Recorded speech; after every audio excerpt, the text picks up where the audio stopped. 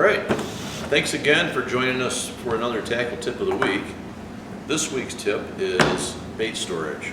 Okay, there's a number of ways to store lures, musky lures, walleye, whatever. One of the most practical and easy are these Plano or stowaway boxes. They hold a lot of baits.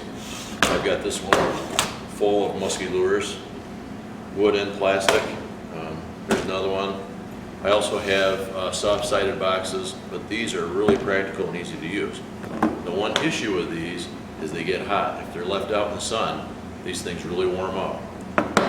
And the problem you have, wood baits, like these big jerk baits, no problem, okay? You can lay those in the sun and they're fine all day long. But you get plastic baits, and I'm not going to pick on any bait in particular, but you can get a plastic injection molded bait. Solid plastic baits are okay, but if you get if you've got a injection molded plastic bait, if it gets too hot, they can split, and that's what happened to that one. The back split up. Still runs great. I just epoxied it over. So what you want to do with these is keep them out of the sun. You can drill holes in them, some small holes. If you do that, you want to do top and bottom. That way, if you get any water in there, it will drain out. So, great way to store baits, but just remember that plastic lures, injection molded ones, hollow body, sometimes can split if it gets too hot. So keep them in the shade or drill some holes in them, and you should be good. All right, thanks again. We got a little bonus tip this week. This is the last week of August. This week's tip has to do with props. This is a prop off my boat.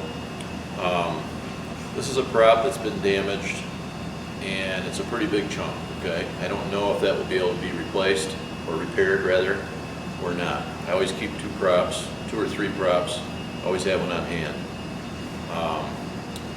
One of the things with props, this is extreme, but even a small divot in a prop, in one of the blades, a small chunk out of it, can really throw your lower unit out of whack over time.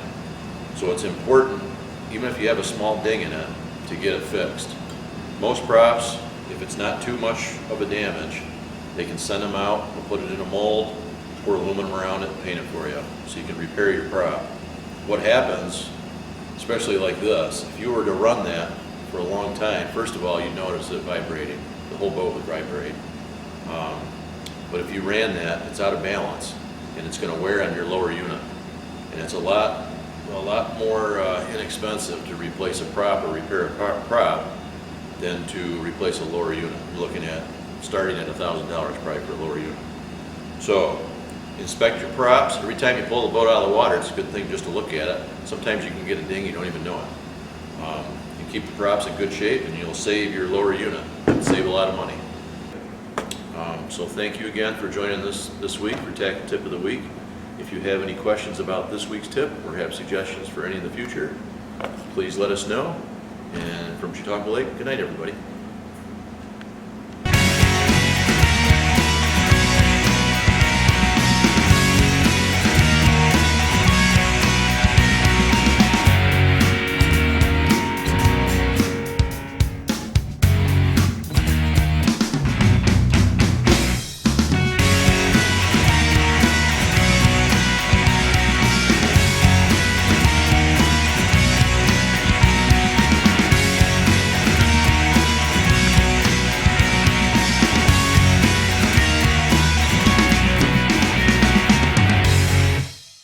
I've seen him 3 times. Have you really? Yeah.